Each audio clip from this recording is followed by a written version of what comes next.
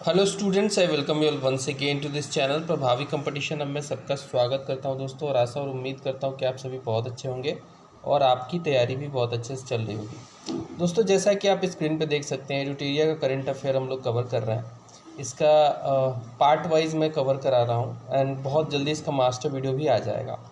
तो एडुटेरिया current affair बिल्कुल latest है, देख सकते हैं आप। डिफरेंट एग्जाम के लिए बहुत ही ज़्यादा इंपॉर्टेंट है। BPSC, UPPSC, JSSC, railway, SSC, Bihar SI, BSSC and तमाम ऐसे एग्ज़ाम जहाँ पे आपको करंट अफेयर एक साल के पूछे जाते हैं। बिल्कुल लेटेस्ट है, सितंबर 2023 से लेकर अगस्त पूरा कवर है इसमें।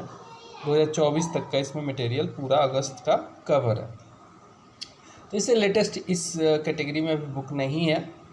चलिए स्टार्ट करेंगे। फटाफट 100 हमने कवर कर लिया था। Now will cover national festival celebrated in 2023, 2024 और उसके बियॉन्ड जितना हो सकता है मैक्सिमम पार्ट वाइज कवर करेंगे। चलिए स्टार्ट करते हैं। सो दोस्तों, स्टार्ट करने से पहले कहूँगा कि चैनल पर नए हैं और लगातार स्पीडी, एडुटेरिया, लूसेंट और तमाम ऐसे बुक्स आप देखना चाहते हैं, हमारे चैनल पर जाइए, प्लेलिस्ट में देखिए। कम से कम नहीं भी हैं तो कम से कम 25 से 30 किताबें कवर्ड है, ठीक है। तो जाइए, लाइन बाय लाइन कवर्ड है, सारे बुक्स को चेक कीजिए। घटना चक्र की पिक्टोरियल, घटना चक्र की वन लाइनर वाली जो है पॉइंटर, वो सब कवर्ड है, ठीक है। चलिए स्टार्ट करें। तो यहाँ पे पहला फेस्टिवल कहता है कि बेहदीन खलाम फेस्टिवल, जो कि जुलाई मंथ 2024 में सेलिब्रेट किया गया है, ये किस प्लेस को ये बिलोंग करता है, ये फेस्टिवल, ये आपसे पूछ लिया गया है, ठीक है। ये आपसे पूछा गया है। तो ये जो है, ये फेस्टिवल बिलोंग करता है मेघालय से, ठीक है, मेघालय से बिलोंग करता है। नेक्स्ट कहता है कि खर्ची पूजा फेस्टिवल जुलाई 2024 में सेलिब्रेट किया गया और ये त्रिपुरा से बिलोंग करता है। नेक्स्ट आता है हेमिस फेस्टिवल, हर साल मनाया जाता है, इस बार जून 2024 में मनाया गया, लद्दाख में ये मनाया गया है दोस्तों। अम्बुबाची मेला, वेरी फेमस अम्बुबाची मेला, ये जून 2024 में मनाया गया, गुवाहाटी असम में ये मनाया गया है। वैकासी विस्कम फेस्टिवल जो है दोस्तों, ये मई 2024 में मनाया गया तमिलनाडु में। इसके अलावा सागा दवा फेस्टिवल जो है मई 2024 में मनाया गया, सिक्किम में मनाया गया ये। इसके अलावा चिथिराई फेस्टिवल दोस्तों मई 2024 में सेलिब्रेट किया गया। मीनाक्षी टेम्पल, जो कि आपको साउथ में देखने को मिलता है, वहाँ पे ये मनाया गया। एप्रिकॉट ब्लॉसम फेस्टिवल, सबसे ज़्यादा खुरमानी जिसे कहते हैं, एप्रिकॉट जिसे कहते हैं, ये लद्दाख में ही होता है। तो अप्रैल 2024 में ये पूरा एकदम फल फूल के निकल जाता है, तो लद्दाख में ये मनाया गया अप्रैल 2024 में। योगा फेस्टिवल 75 दिन का बिफोर इंटरनेशनल योगा, ये स्टार्ट किया गया था अप्रैल 2024 में पुणे में। लोंगते फेस्टिवल जो है दोस्तों, ये अप्रैल 2024 में स्टार्ट किया गया अरुणाचल प्रदेश में। देन नेक्स्ट आता है थ्रिशूर पूरम फेस्टिवल जो है दोस्तों, ये अप्रैल 2024 में मनाया गया केरल में। नेक्स्ट आता है गंगौर फेस्टिवल, ये अप्रैल 2024 में राजस्थान में मनाया गया। फूलदेई फेस्टिवल, ये मनाया गया मार्च 2024 में उत्तराखंड में। ग्लोबल स्पिरिचुअलिटी फेस्टिवल जो है दोस्तों, ये मनाया गया मार्च 2024 हैदराबाद तेलंगाना में। इंटरनेशनल गीता फेस्टिवल, ये गीता का इंटरनेशनल प्रमोशन है, मार्च 2024 में मनाया गया, अपने देश में नहीं, कोलंबो जो कि श्रीलंका में पड़ता है। एलोरा और जो है अजंता की गुफाएं जो हैं, ये आपको बौद्ध धर्म से काफ़ी प्रेरित हैं, इसमें पेंटिंग वगैरह देखने को मिलता है। मार्च 2024 में मनाया गया दोस्तों, ये महाराष्ट्र में, मार्च 2024 में मनाया गया महाराष्ट्र में। डोल जतरा फेस्टिवल कोलकाता वेस्ट बंगाल में मनाया जाता है, मार्च 2024 में मनाया गया वेस्ट बंगाल में। नेक्स्ट कहता है कि 50th खजुराहो डांस फेस्टिवल, ये फरवरी 2024 में मनाया गया मध्य प्रदेश में। 11th इंटरनेशनल पपेट फेस्टिवल, ये मनाया गया फरवरी 2024 में चंडीगढ़ में। और बनाना फेस्टिवल दोस्तों फरवरी 2024 में मनाया गया बुरहानपुर एमपी में। चपचर कुट फेस्टिवल मनाया गया दोस्तों फरवरी 2024 मिजोरम में। सूरज कुंड का क्राफ्ट मेला लगता है हर साल, इस बार 37वां एडिशन था, फरवरी 2024 में फरीदाबाद हरियाणा में मनाया गया। पक्के पागा हॉर्नबिल फेस्टिवल, ये जनवरी 2024 में मनाया गया, अरुणाचल प्रदेश में मनाया गया। काला घोड़ा आर्ट फेस्टिवल, ये हर साल मुंबई में मनाया जाता है, जनवरी 2024 में इस बार मनाया गया। नेक्स्ट कहता है कि international camel festival, international camel festival जो है दोस्तों जनवरी 2024 में मनाया गया बीकानेर राजस्थान में। नेशनल यूथ फेस्टिवल दोस्तों 27वां एडिशन मनाया गया इसका, जनवरी 2024 नासिक में। चंदुबी फेस्टिवल दोस्तों मनाया गया जनवरी 2024 में आसाम में। नेक्स्ट कहता है कि गंगा सागर फेयर, ये वेस्ट बंगाल, जनवरी 2024 में मनाया गया। रुसोमा ऑरेंज फेस्टिवल, ये मनाया गया जनवरी 2024 नागालैंड में। स्नो फेस्टिवल मनाया गया दोस्तों दिसंबर 2023 में नई दिल्ली में मनाया गया। 12th दिव्य कला मेला, ये मनाया गया दिसंबर 2023 में सूरत में। इंटरनेशनल गीता महोत्सव मनाया गया दिसंबर 2023 में कुरुक्षेत्र हरियाणा में। 5th ग्लोबल आयुर्वेदा फेस्टिवल मनाया गया दोस्तों दिसंबर 2023 तिरुवनंतपुरम में। हॉर्नबिल फेस्टिवल सेलिब्रेट किया गया दिसंबर 2023 नागालैंड में। गंगा उत्सव मनाया गया 7th एडिशन वाला, नवंबर 2023 में मनाया गया न्यू दिल्ली में। 42nd इंटरनेशनल ट्रेड फेयर मनाया गया दोस्तों नवंबर 2023 में नई दिल्ली में। 9th Indian international science festival celebrate किया गया नवंबर 2023 फरीदाबाद में। ASEAN association for south east Asian nation कहते हैं इसको, एशियान इंडिया मिलेट फेस्टिवल मनाया गया नवंबर 2023 जकार्ता में। कम्बाला फेयर, ये बैलों की लड़ाई से रिलेटेड है, ये मनाया गया नवंबर 2023 बेंगलोर कर्नाटका में। बाली ट्रैवल फेयर मनाया गया नवंबर 2023 कटक उड़ीसा में। पुष्कर मेला मनाया गया नवंबर 2023 अजमेर राजस्थान में। आदि महोत्सव मनाया गया अक्टूबर 2023 अहमदाबाद में। अंथूरियम फेस्टिवल मनाया गया मिजोरम अक्टूबर 2023 में। नौखाई एग्रीकल्चर फेस्टिवल मनाया गया सितंबर 2023 उड़ीसा में। और बंगूस वैली फेस्टिवल सेलिब्रेट किया गया सितंबर 2023 कुपवाड़ा जे.एंड.के में। अब हम देखेंगे जो 33वां समर ओलंपिक गेम हुआ उसमें भारत और भारत का परफॉर्मेंस और ओवरऑल देख लेंगे इसके बारे में। तो नीरज चोपड़ा को सिल्वर मेडल मिला, इस बार गोल्ड नहीं मिला। खैर स्टार्ट करते हैं। सबसे पहला इम्पोर्टेंट तो यही है कि किस बार का कितने नंबर का ये समर ओलंपिक था, तो 33वां था। So the 33rd summer Olympic games organised in Paris, कहाँ पे ऑर्गेनाइज हुआ? पेरिस फ्रांस में।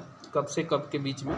तो जुलाई 26 जुलाई से लेकर 11 अगस्त 2024 के बीच में ऑर्गेनाइज हुआ। 11 अगस्त को क्लोजिंग सेरेमनी थी।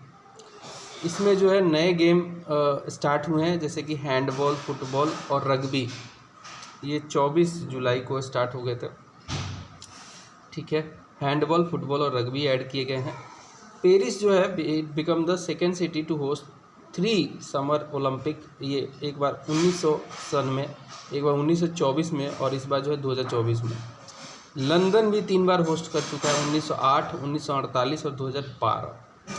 तो पेरिस भी 3 बार, लंदन भी 3 बार। इस बार का थीम क्या था? इस बार का थीम था लेट्स मूव एंड सेलिब्रेट। इस बार का थीम क्या था? Let's move and celebrate. Motto क्या था इस बार? Games wide open. मोटो था इस बार गेम्स वाइड ओपन। मैस्कॉट क्या था इस बार? मैस्कॉट आप देख सकते हैं, यही मैस्कॉट है। इस बार था द फ्रिग्स जो थे इस बार मैस्कॉट थे। 206 नेशनल ओलंपिक कमिटीज़ ने यहाँ पे पार्टिसिपेट किया और international Olympic committee refugee Olympic team, मतलब 206 नेशनल ओलंपिक कमेटी और एक रिफ्यूजी ओलंपिक टीम जो है पार्टिसिपेट किया इस ओलंपिक गेम में। टोटल प्लेयर की बात करें तो 10,500 प्लेयर्स ने इसमें पार्टिसिपेट किया। पेरिस ओलंपिक में टोटल 32 स्पोर्ट्स हुए, उसमें 32 स्पोर्ट में 329 इवेंट्स हुए। This time 4 sports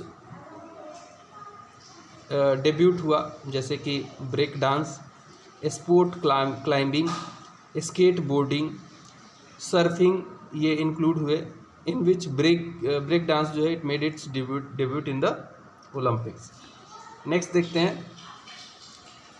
the opening ceremony was held in river, जिसे सीन रिवर कहते हैं, और ये पूछा जा सकता है for the first time in the Olympic history, जबकि अब तक जो है लैंड पे होता था, इस बार रिवर के अंदर हुआ है, मतलब रिवर के ऊपर बोट चल रही थी, बोट पे ही टीम जा रही थी।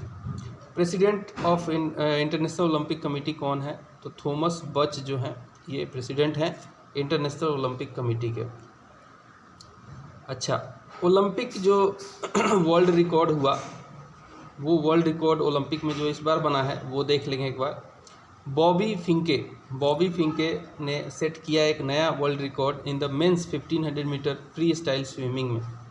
बॉबी फिंके ने इनका टाइम रहा 14 मिनट 30 सेकेंड 67 सब सेकेंड। ठीक है, इतने मिनट में इन्होंने जो है कंप्लीट किया। Carlos Nasar set a new record in the clean and jerk category weight lifting में। इन्होंने टोटल वेट लिफ्ट कर दिया 224 केजी। क्लीन एंड जर्क में टोटल 224 केजी उठा दिया। Lim Si Hyeon of South Korea set a new world record in the women's archery individual recurve event. Total point इन्होंने 694 point मारे South Korea के। Mondo Duplantis ये jump करते हैं, pole vault jump करते हैं। मोंडो डुप्लांटिस जो कि स्वीडन के हैं, इन्होंने एक नया वर्ल्ड रिकॉर्ड सेट किया, अपना ही वर्ल्ड रिकॉर्ड तोड़ा। इन्होंने पोल से जो दौड़ के कूदते हैं, ऊंचाई पे जाते हैं, जिस इवेंट को कहा जाता है pole vault, with a height of 6.25 metre तक इन्होंने क्लीनली इसको क्लियर कर दिया। Noah Lyles of USA equalled the Olympic record with a time of 9.79 seconds in the men 100 metre final में। तो ये भी एक रिकॉर्ड इक्वल किया है इन्होंने, थोड़ा नहीं। अरशन नदीम पाकिस्तान के, इन्होंने तो कमाल ही कर दिया। Arshad Nadeem of Pakistan broke the Norway Andreas Thorkildsen Olympic record, जिनका ओलंपिक रिकॉर्ड था 90.57 मीटर का जैवलिन थ्रो में। इन्होंने 92.97 मीटर फेंक दिया, मतलब रिकॉर्ड की धज्जियाँ उड़ा दी इन्होंने। 5 national Olympic committees won their first medal in Olympic history. जैसे कि डोमिनिका ने पहली बार एक मेडल जीता, एक छोटी सी ओलंपिक की कंट्री। सेंट लूसिया ने अपना पहला मेडल जीता। अल्बानिया ने अपना पहला मेडल जीता। काबो वर्दे ने अपना पहला मेडल जीता। रिफ्यूजी ओलंपिक टीम ने भी अपना पहला मेडल जीता। In the inaugural sports of breaking, that is break dance, Phil Wizard B boy of Canada and Ami Yusa B girl Ami of Japan won gold medal in the men's and women's category respectively. Serbian tennis player Novak जोकोविच, इनको आज तक मतलब ये gold medal नहीं मिला था कि ओलंपिक में गोल्ड मेडल जीते हैं, ये भी इन्होंने रिकॉर्ड तोड़ा। तो सर्बियन टेनिस प्लेयर जो है Novak Djokovic defeated Carlos Alcaraz to win the first Olympic gold medal. Paris Olympic में 2024 में जीता है, और बूढ़े हो चुके हैं अब, शायद रिटायरमेंट भी हो जाए। नेक्स्ट है स्केट बोर्डर झेंग हाओ, चाइना के, इन्होंने जिनका एज मात्र 11 साल 11 महीने है, यंगेस्ट ओलंपियन बने जो कि पार्टिसिपेट किया इन्होंने ओलंपिक में।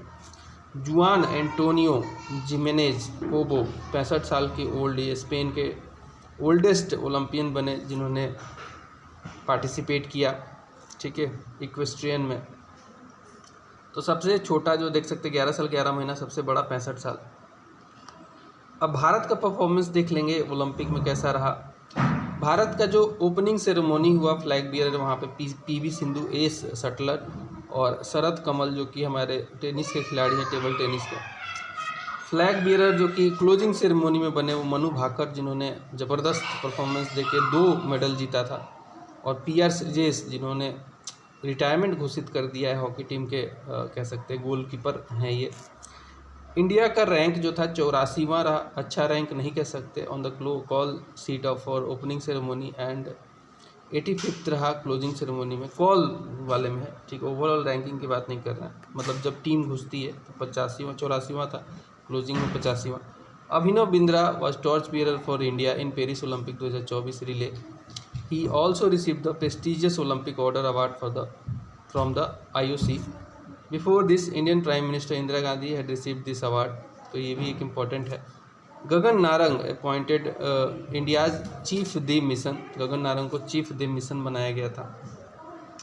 India's hashtag for the Paris Olympic was cheer for Bharat, hashtag cheer for Bharat. The Indian contingent जो था उसमें 117 एथलीट भेजे गए थे, और जिसमें 70 मेन थे, 47 वुमेन थी, और इंडिया ने पार्टिसिपेट किया 16 स्पोर्ट्स में, 69 इवेंट्स में।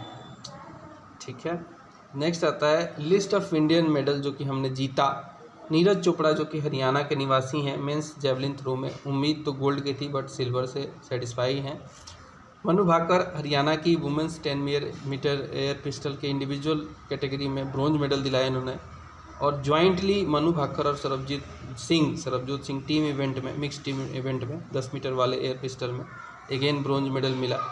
स्वप्निल कुसाले इन्होंने भी मेडल दिलवाया। मेंस के 50 मीटर राइफल 3 पोजीशनिंग में ब्रॉन्ज मेडल इन्होंने दिला दिया। मेंस हॉकी टीम इंडिया ने ब्रॉन्ज मेडल जिताया। और अमन सहरावत हरियाणा के एस रेसलर, इन्होंने भी एक ब्रॉन्ज मेडल दिलाया 57 kg की कैटेगरी में।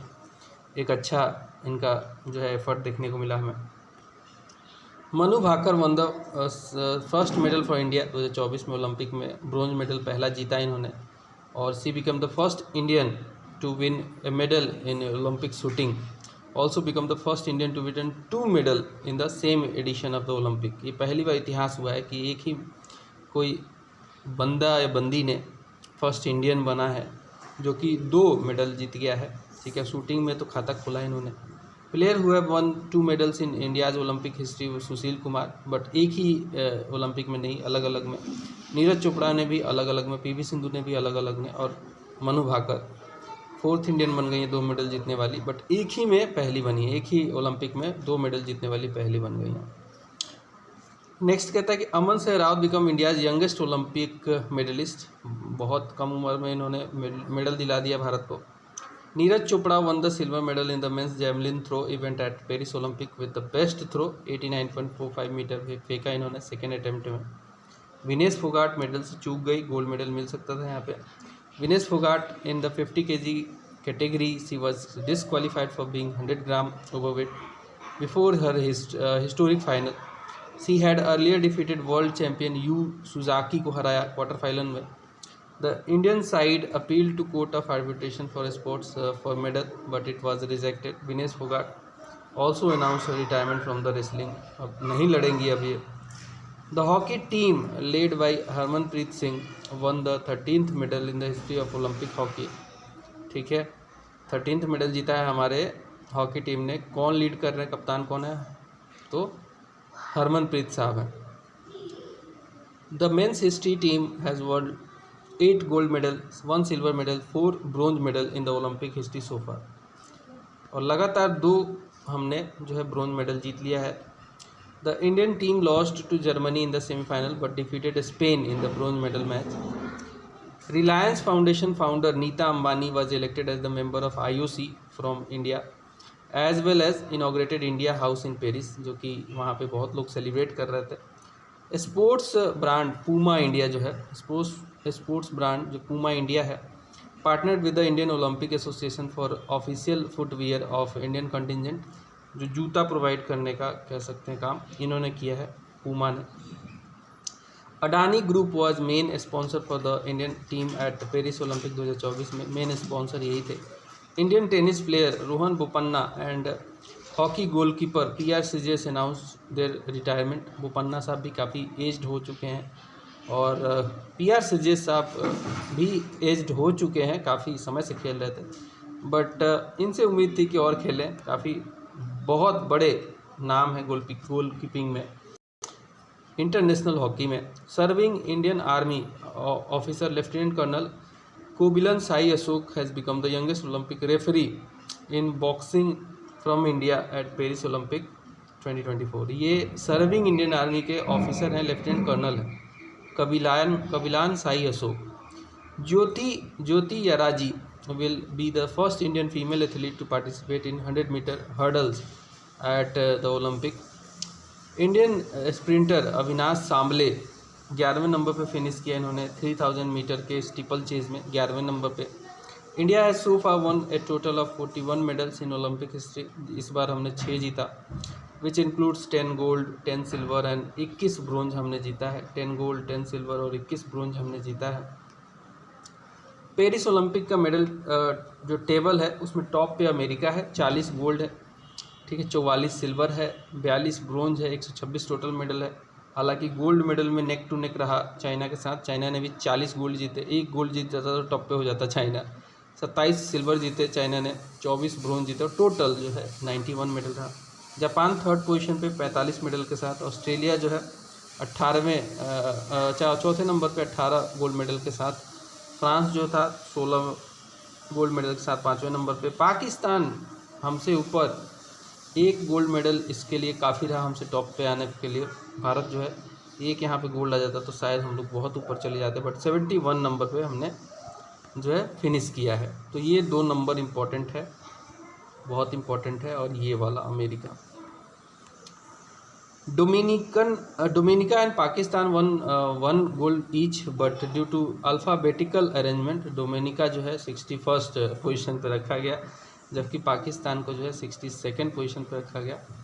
ये भी होता है कि भाई दोनों ने तो एक गोल्ड मेडल जीता, बट पोजीशन जो है अलग अलग है, ठीक है। खैर नेक्स्ट देखते हैं, athletes who came in fourth number पे आने वाले एथलीट बहुत बुरा कहा जा सकता है इनके साथ हुआ।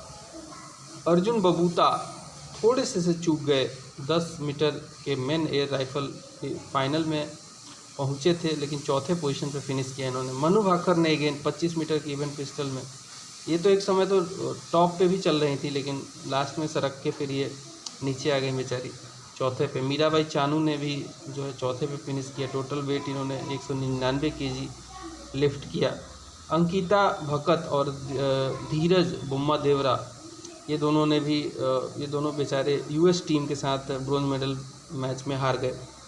और लक्ष्य सेन मलेशिया के ली जिया से भी ब्रोंज मेडल मैच में हारे, और ये उम्मीद नहीं थी क्योंकि लक्ष्य सेन जो थे इसमें शायद जीत सकते थे। Lakshya Sen lost to defending Olympic champion Viktor Axelsen of Denmark in the men's single final. एक समय तो लग रहा था कि लक्ष्य सेन ही जीतेंगे, बाद में इनकी एनर्जी डाउन हो गई। This was the first Indian to reach the semi final the men's category, but kudos to his performance. Shooting mix skeet team में महेश्वरी चौहान और अनंतजीत सिंह नरूका भी बेचारे चाइना से हारे, यहाँ पे भी एक मेडल बन सकता था। अब हम देखेंगे 18वां जो लोकसभा इलेक्शन का रिजल्ट रहा उसके बारे में। So the election for the 18th Lok Sabha was announced on 16 मार्च 2024 को अनाउंस किया गया था।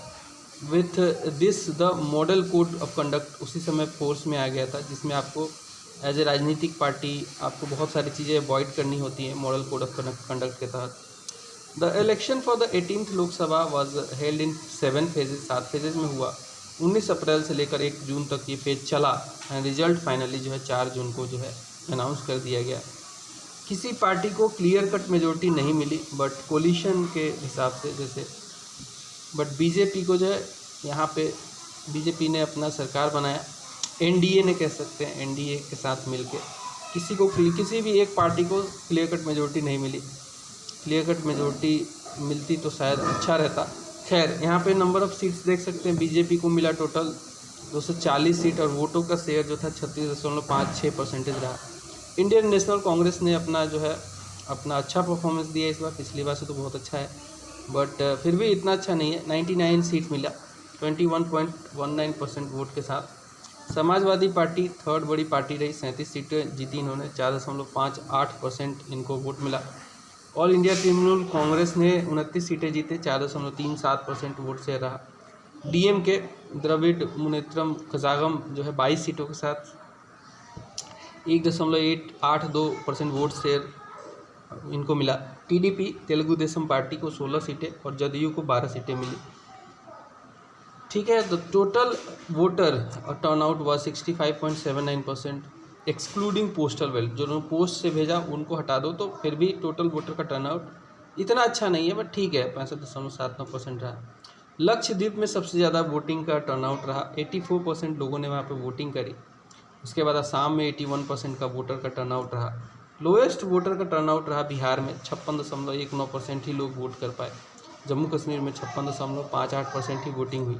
The average age of elected MPs is 56 years. Average age देखा जाए 3 MP जो थे वो 25 साल के हैं, बिल्कुल यंग हैं। ओल्डेस्ट MP हैं 82 साल के, TR बालू ऑफ DMK, ठीक है, और अभी तो वो 83 साल के हो चुके हैं।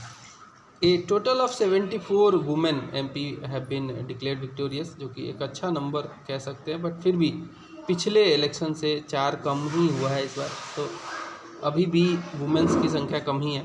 216 MP जो हैं वो वन इन 2019 लोकसभा, दोबारा उन्होंने जीता है लोकसभा में, ठीक है।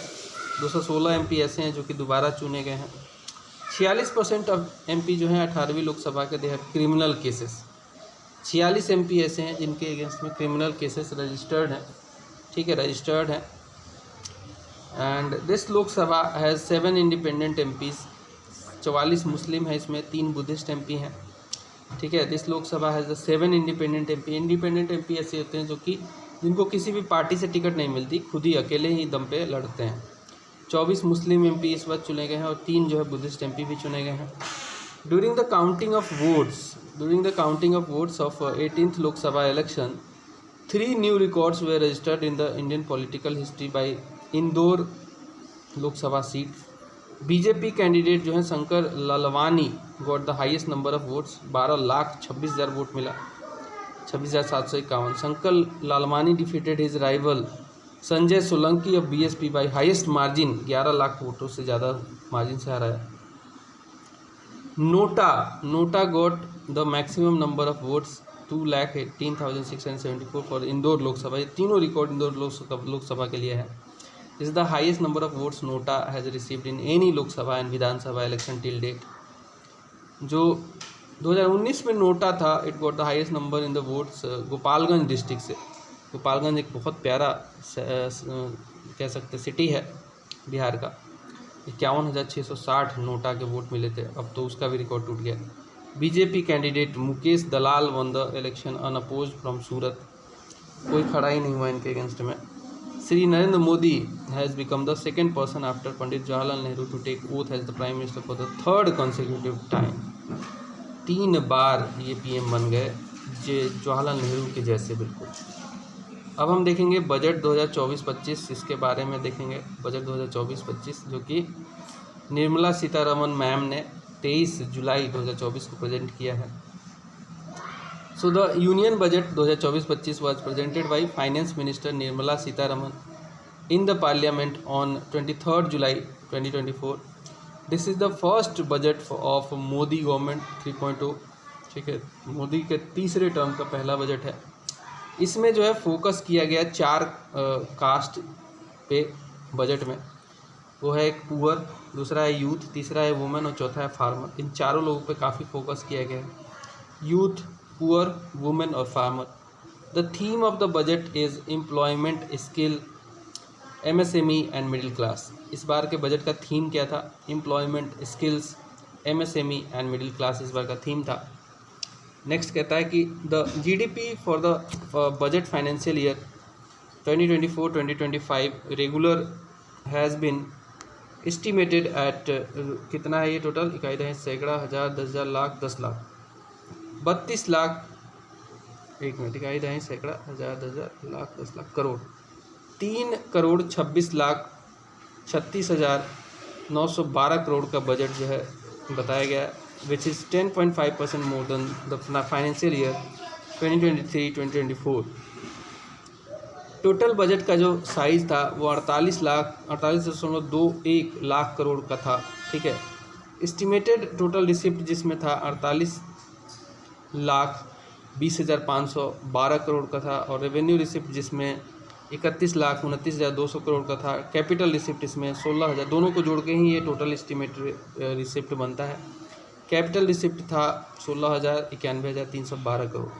टोटल एक्सपेंडिचर 48,000, जितना रिसिप्ट उतना ही एक्सपेंडिचर देख सकते हैं, बट इसमें रेवेन्यू एक्सपेंडिचर जो है ज़्यादा है, 37,09,401 करोड़, 37,09,401 करोड़, और कैपिटल एक्सपेंडिचर 11,11,111 करोड़ है।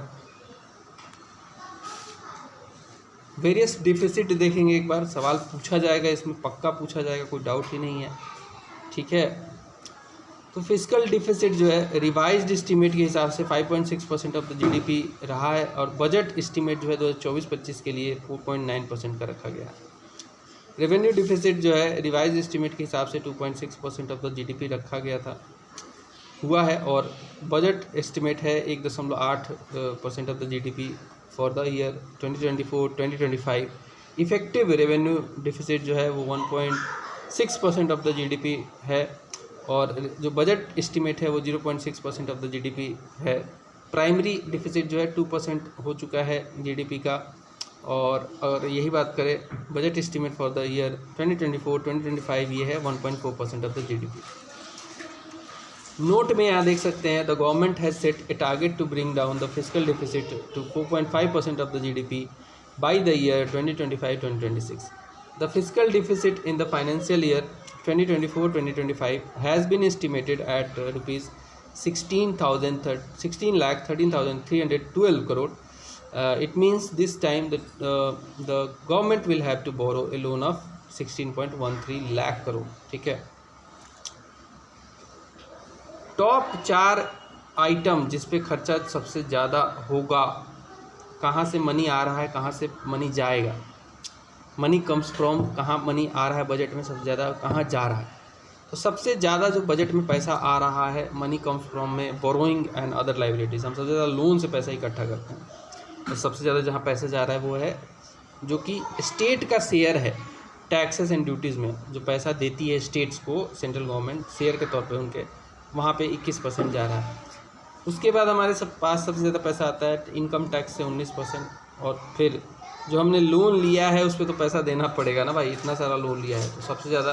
उसके बाद सेकेंड नंबर पे पैसा खर्च होता है वो इंटरेस्ट पेमेंट पे होता है। जीएसटी से कलेक्शन भी ठीक ठाक है, 18% के आसपास है।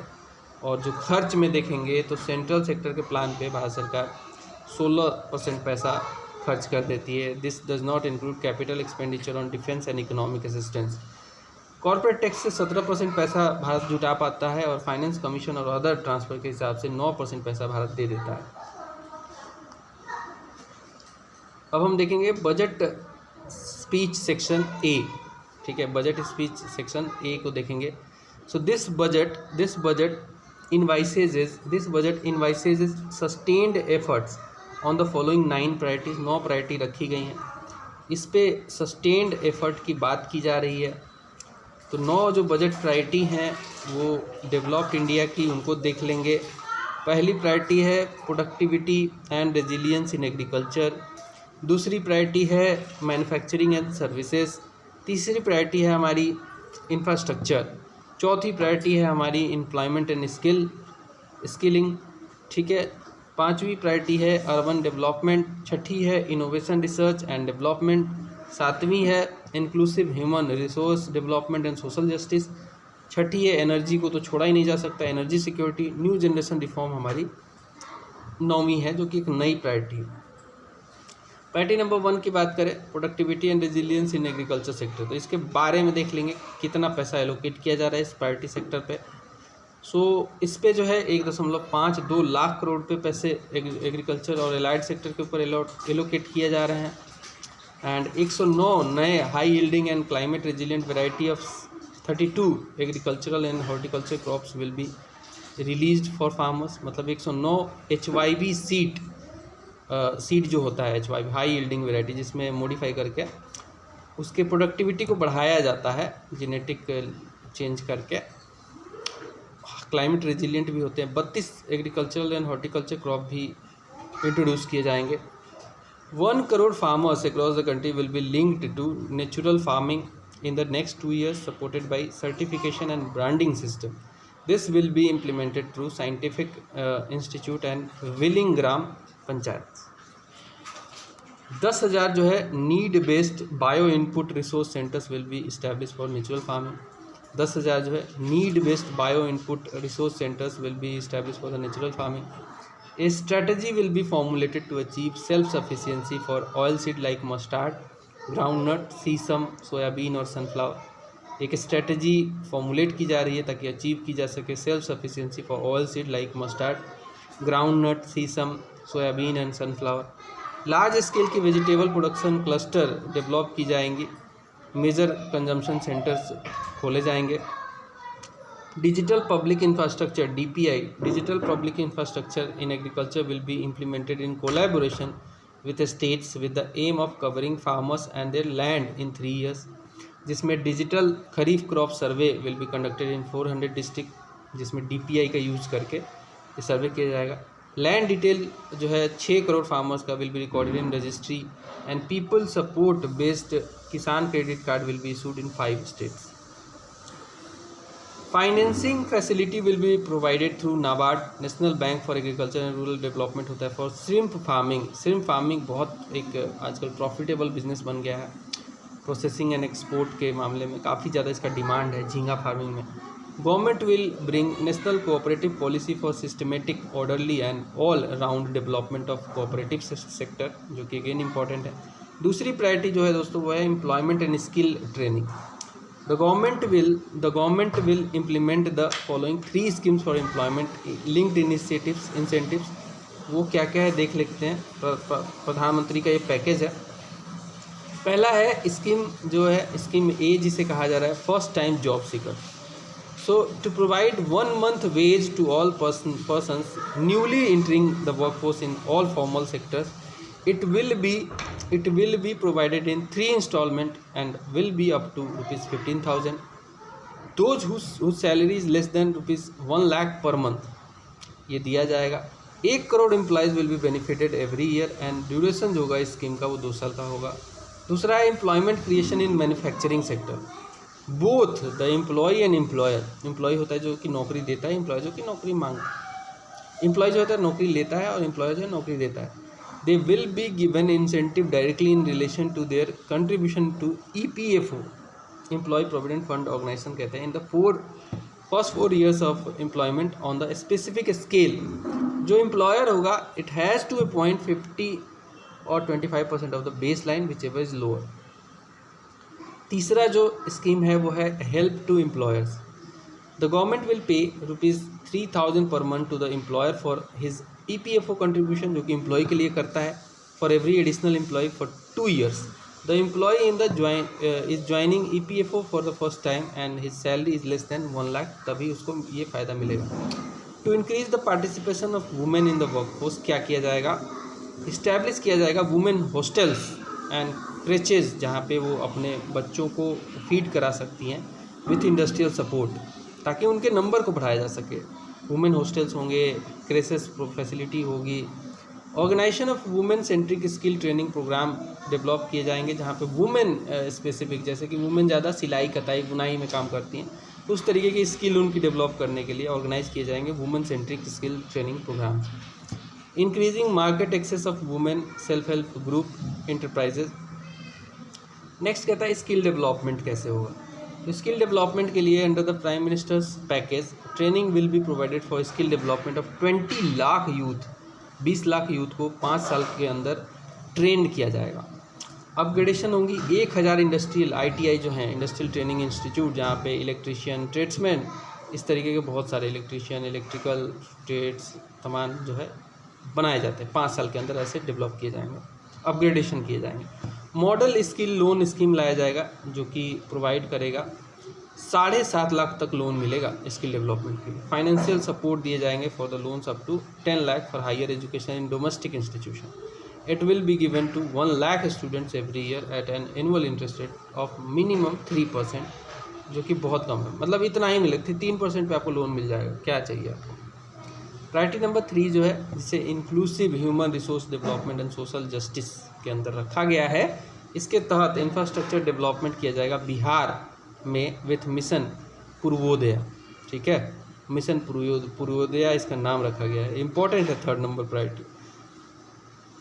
ए स्कीम कॉल्ड पूर्वोदय मतलब पूर्वोत्तर स्टेटों के लिए है, खासकर बिहार के लिए। तो a scheme called Purvodaya will be prepared for all round development of eastern region of country including Bihar, Jharkhand, west Bengal, Orissa and Andhra Pradesh के जो ह्यूमन रिसोर्स हैं उनके डेवलपमेंट के लिए लाया जा रहा है। An industrial node will be developed in गया। ये सवाल बिहार के एग्जाम के लिए भी बहुत इंपॉर्टेंट है। An industrial node will be developed in Gaya along with the Amritsar Kolkata industrial corridor. The following infrastructure will be built in Bihar at the cost of 26,000 crore, 26,000 crore. देखिए बिहार में क्या क्या बनेगा, तो कंस्ट्रक्शन किया जाएगा पटना पूर्णिया एक्सप्रेसवे का, पटना पूर्णिया एक्सप्रेसवे बन जाएगा, कंस्ट्रक्शन किया जाएगा बक्सर भागलपुर एक्सप्रेसवे का, डेवलपमेंट होगा बोध गया का, राजगीर का, वैशाली का, दरभंगा का रोड कनेक्टिविटी प्रोजेक्ट, ठीक है। बोध गया में भी आपको अच्छी सड़क मिल जाएगी, राजगीर, वैशाली, दरभंगा। कंस्ट्रक्शन किए जाएंगे and additional 2 lane bridge over the Ganga river in Buxar. Power projects की बात करें तो power projects will be initiated at a cost of ₹21,400 crore, which includes a new 2400 megawatt plant जो बनेगा वो पीर पैनेती में बनाया जाएगा। इसके अलावा आंध्र प्रदेश रीऑर्गेनाइजेशन एक्ट में क्या किया जाएगा, considering the requirement of the state capital, special financial assistance दिया जाएगा 15,000 करोड़ का। This will be provided in the current financial year through multilateral development agencies के द्वारा ये दिया जाएगा। Funds will be provided for essential infrastructure like water का infrastructure बन जाए, पावर का इंफ्रास्ट्रक्चर बढ़ाया जाए, रेलवे का बढ़ाया जाए, रोड्स की जो है खासकर कुपर्थी एरिया जो है इन विशाखापट्टनम चेन्नई इंडस्ट्रियल कॉरिडोर में, एंड उर्वाकल एरिया जो है हैदराबाद बेंगलुरु इंडस्ट्रियल कॉरिडोर में, वहाँ के लिए। अंडर द प्रधानमंत्री आवास योजना 3 करोड़ एडिशनल हाउसेस बनाए जाएंगे रूरल और अर्बन एरिया में। टोटल एलोकेशन जो है ₹3 लाख करोड़ का जो है दिया जाएगा, has been arrange for the schemes benefiting women and girl.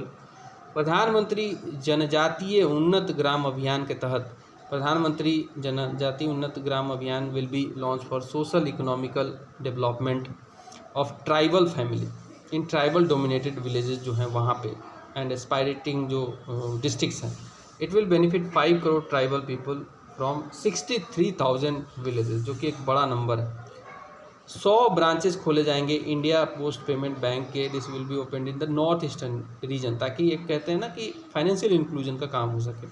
A provision of rupees total 2.66 lakh crore का दिया जाएगा। This has been made for rural development including rural infrastructure के लिए दिया जाएगा। नेक्स्ट प्रायोरिटी आती है प्रायोरिटी नंबर 4, ये है मैन्युफैक्चरिंग एंड सर्विसेज से related.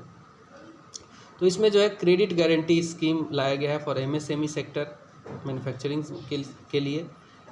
Credit guarantee scheme will be launch to facilitate term loan to MSME। Term loan होता है कि इतने पीरियड के लिए फिक्स लोन दे दिया जाए for purchase of machinery equipment without collateral. इसमें आपको कोई भी कोलेट्रल सिक्योरिटी के तौर पे कुछ भी नहीं जमा करना पड़ेगा। थर्ड पार्टी गारंटी भी नहीं देनी पड़ेगी। जो जिसके पास कुछ भी नहीं है वो भी ये लोन ले सकता है। The guarantee will be given up to ₹100 crore पर applicant. A new arrangement has been announced to facilitate continuation of bank loan to MSME during their distress period। अगर कोई ऐसी कंपनी आ रही है इसमें और डिस्ट्रेस में आ गई तब भी उसको लोन देते रहेंगे ताकि वो बाहर आ जाए। मुद्रा लोन जो है, मुद्रा लोन उसमें लिमिट बढ़ाया गया है तरुण कैटेगरी में। सो द लिमिट ऑफ मुद्रा loan will be increased from the existing 10 lakh to 20 lakh for entrepreneur who have taken under the Tarun category loan. तो उनको फ़ायदा दिया जा रहा है, और उनका जो 10 लाख था वो कम ही लग रहा था, अब बढ़ा दिया गया, 20 लाख बना दिया गया। टर्नओवर देखो, मुद्रा शिशु और ये सब जो कैटेगरी हैं, मुद्रा शिशु जो है वो कैटेगरी है मुद्रा में तरुण शिशु ये सब कैटेगरी है। टर्नओवर लिमिट जो है रिड्यूस किया गया है फ्रॉम ₹500 करोड़ से कम करके 250 करोड़ दिया गया, ताकि for mandatory inclusion of buyer on trade receivable discounting system platform पे। कम इसलिए किया गया क्योंकि बहुत सारे जो है कंपनी छोटी स्केल की जो है MSME की वो इस तक नहीं पहुंच पा रही थी और ये ट्रेड रिसीवेबल डिस्काउंटिंग सिस्टम का फ़ायदा नहीं उठा पा रही थी। Financial assistance to be provided for setting up 50 multi product food irradiation unit in MSME sector. 100 NABL accredited food quality and testing laboratories जो है सेटअप की जाएंगी, जो कि फूड की क्वालिटी को टेस्ट करेंगी। ई-कॉमर्स एक्सपोर्ट हब बनाए जाएंगे। This to be set up in the public private partnership mode में सेटअप किया जाएगा, ताकि इनेबल किया जा सके MSME सेक्टर को, MSME को एंड ट्रेडिशनल आर्टिसंस को to sell their product in international market. सरकारी ई मार्केट प्लेस के तहत वो इंटरनेशनली भी सेल कर पाएंगे। एक क्रिटिकल, अब देखिए क्रिटिकल मिनरल मिशन लाया जा रहा है। So a critical mineral mission will be established to promote domestic production, recycling of critical minerals and acquisition of critical mineral resource abroad. A comprehensive scheme will be launched to provide internship opportunity to 1 crore youth in the 500 companies in 5 years. 500 कंपनियों में 5 साल में इतना जो है बेहतर प्रावधान लाया गया है। Under this scheme internship allowance of ₹5,000 per month and one time assistance of ₹6,000 will be given. Plug and play industrial park बनाए जाएंगे। This will be developed for investment with a complete infrastructure in and around 100 cities. मतलब कि industrial park ऐसे होते हैं जहाँ पे industry का सेटअप एक हब होता है। 100 सिटी में ऐसे plug and play industrial park बनाए जाएंगे। 12 इंडस्ट्रियल पार्क जो होंगे they will be approved under the national industrial corridor development programme. Centre for processing accelerated corporate exit CPS जिसे कहते हैं services will be provided for voluntary closure of LLP। जो लोग अपनी कंपनी बंद करना चाहते हैं उनके लिए भी जल्दी से क्लोज करने का प्रावधान का ये एक स्कीम लाया गया है। प्रायोरिटी जो 5वीं है हमारी वो है अर्बन डेवलपमेंट की। सो ट्रांजिट ओरिएंटेड डेवलपमेंट जो है, transit oriented development plans will be prepared with the implementation and financing strategy for 14 large cities with a population of more than 30 lakh. Transit oriented development plans, ठीक है, जो कि मतलब urbanisation को support करेगा। 14 large cities में लाया जा रहा है जिसकी पॉपुलेशन 30 लाख से ज़्यादा है। अंडर प्रधानमंत्री आवास योजना जो है अर्बन जो 2.0 है, हाउसिंग नीड जो है 1 लाख अर्बन पुअर का एंड मिडिल क्लास फैमिली का दिल will be addressed over next 5 years. 5 साल में 1 करोड़ लोगों को जो है घरों का जो दिक्कत है वो पूरा किया जाएगा with an investment of ₹10 lakh crore including central assistance of 2.2 lakh crore. The new scheme is envisaged to support development of 100 weekly hearts। 100 weekly hearts को सपोर्ट करने के लिए, जो कि स्ट्रीट वेंडर्स के लिए काफ़ी इंपॉर्टेंट होता है। और स्ट्रीट फूड हब जो है सेलेक्टेड सिटीज़ में each year over the 5 years के पीरियड के लिए 100 वीकली हार्ट्स बनाए जाएंगे।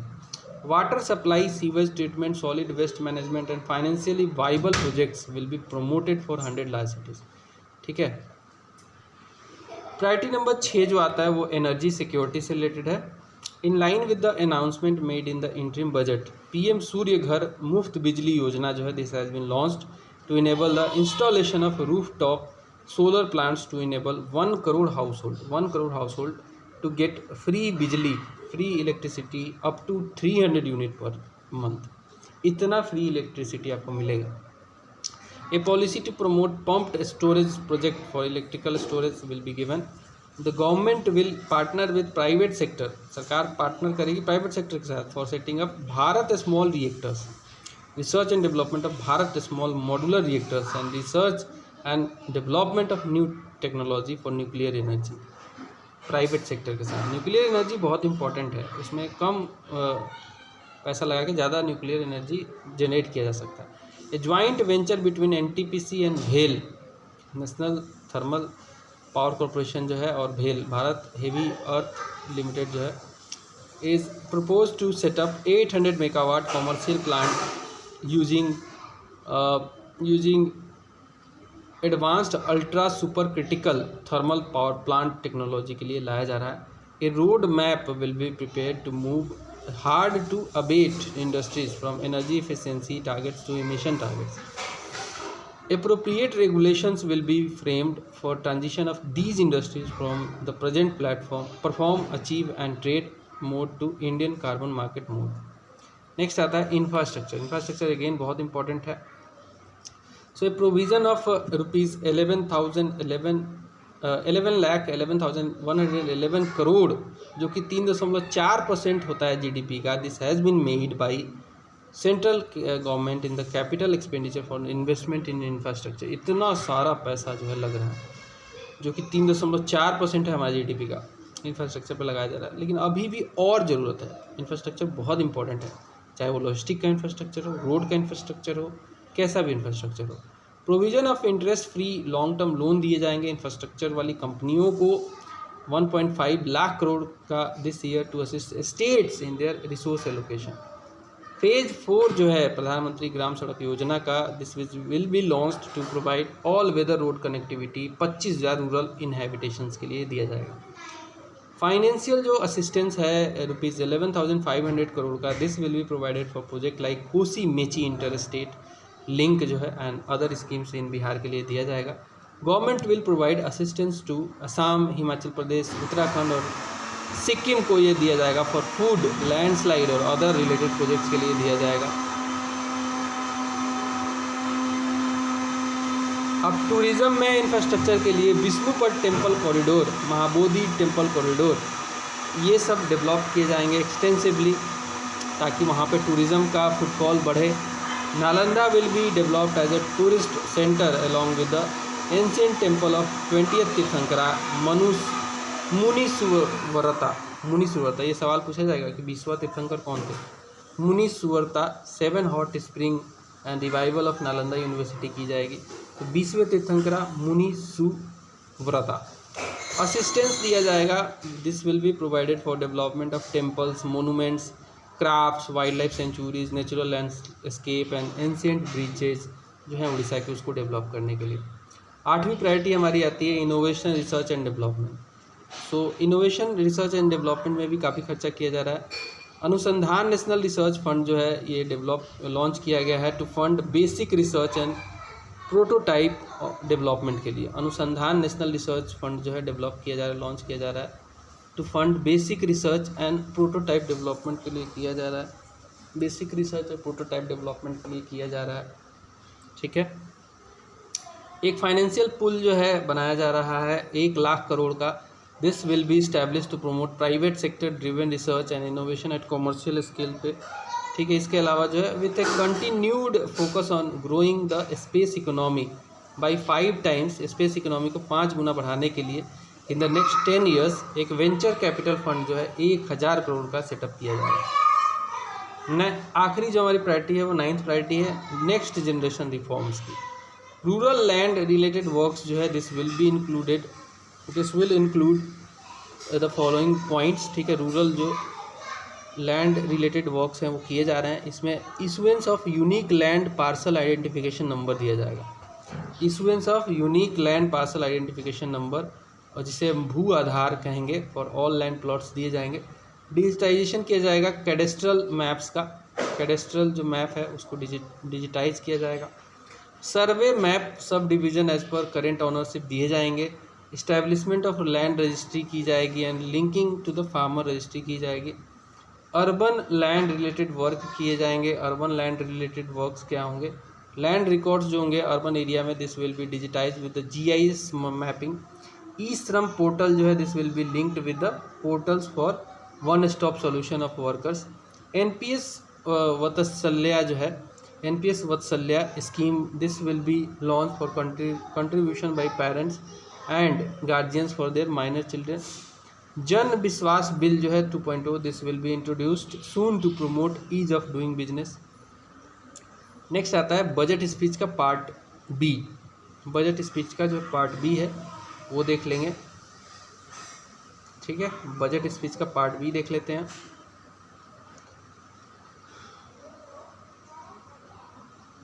Okay,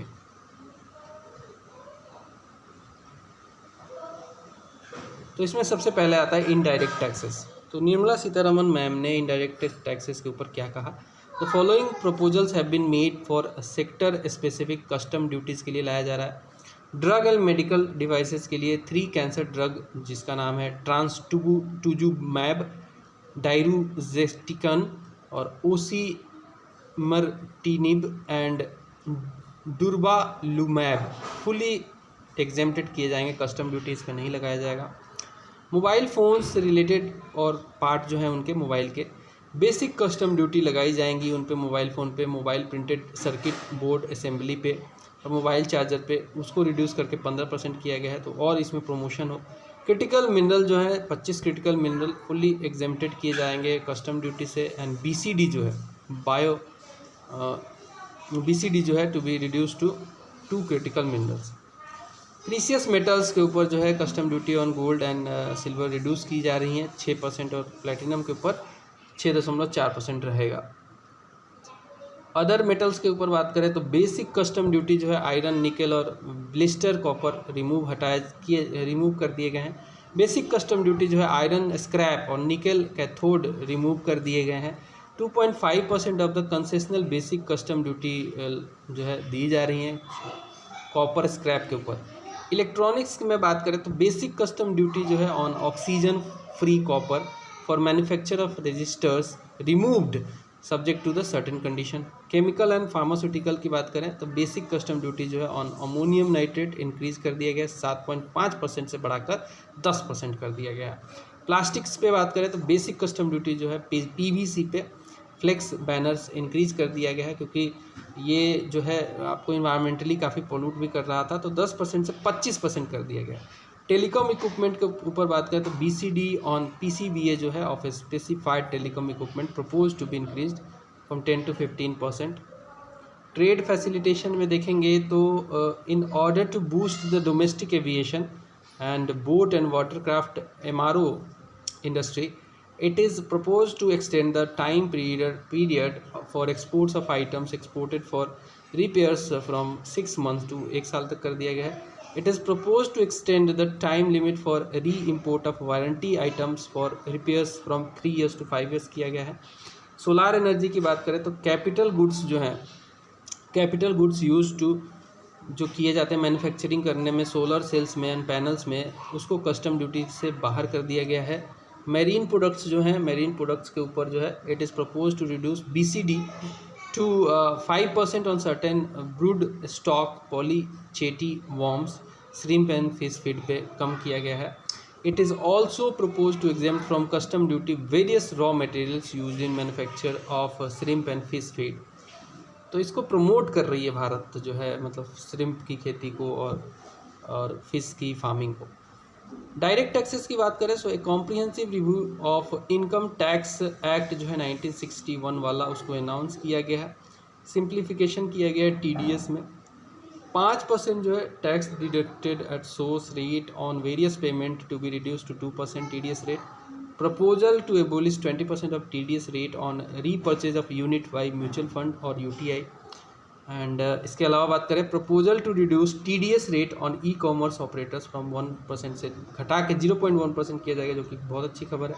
proposal to decriminalise delay in payment of TDS till the due date of filing of return for TDS. Specification जो है ऑफ रीअसेसमेंट किया जाएगा।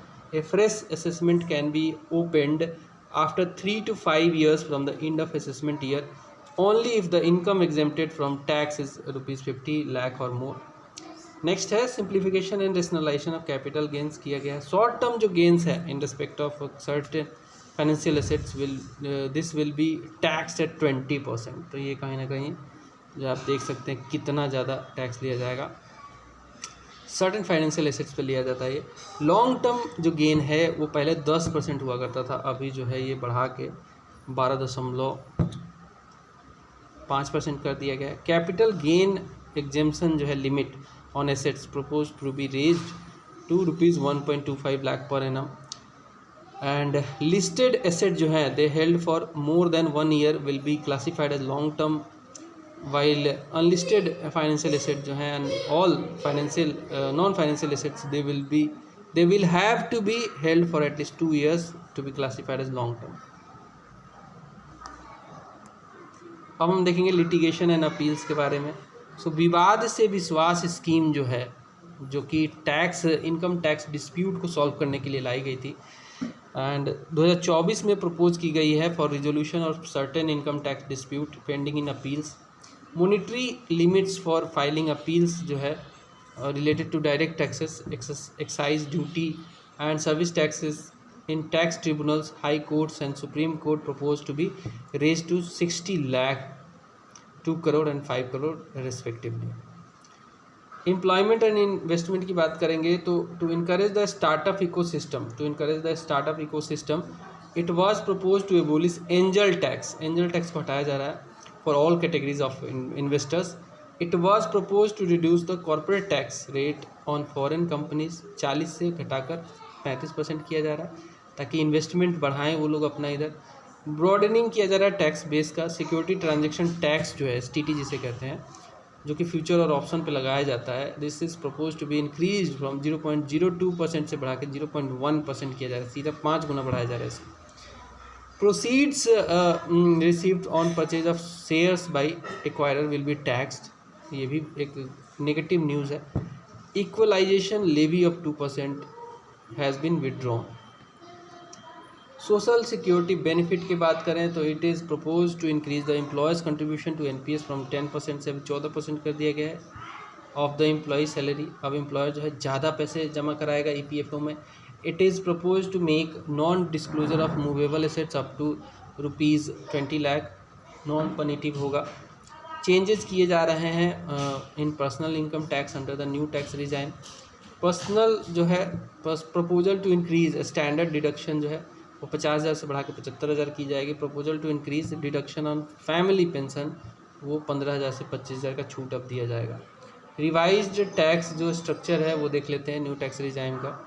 0 से 3 लाख तक कोई भी टैक्स नहीं देना पड़ेगा। 3 से 7 लाख तक 5% का टैक्स देना पड़ेगा।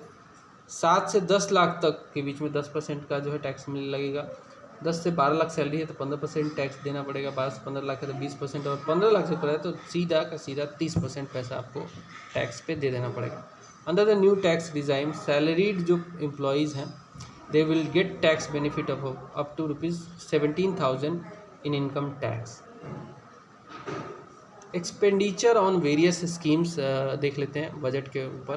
प्रधानमंत्री गरीब कल्याण योजना पे बहुत ज़्यादा पैसा खर्च किया जा रहा है। 2,05,250 करोड़ खर्चा किया जाए। मनरेगा के ऊपर 86,000 करोड़। जल जीवन मिशन के ऊपर 70,163 करोड़। प्रधानमंत्री किसान सम्मान निधि के ऊपर 60,000 करोड़ का खर्चा हो रहा है। Expenditure on major items union budget में देखेंगे। डिफेंस के ऊपर दिया जा रहा है 4,54,773 करोड़। रूरल डेवलपमेंट के ऊपर 2,65,808 करोड़। एग्रीकल्चर और एलाइड सेक्टर के ऊपर 1,51,851 करोड़। हेल्थ के ऊपर 89,287 करोड़ और एजुकेशन के ऊपर 1,25,638 करोड़ रुपए का खर्चा किया जा रहा है। अब आएगा इकोनॉमिक सर्वे 2023-24।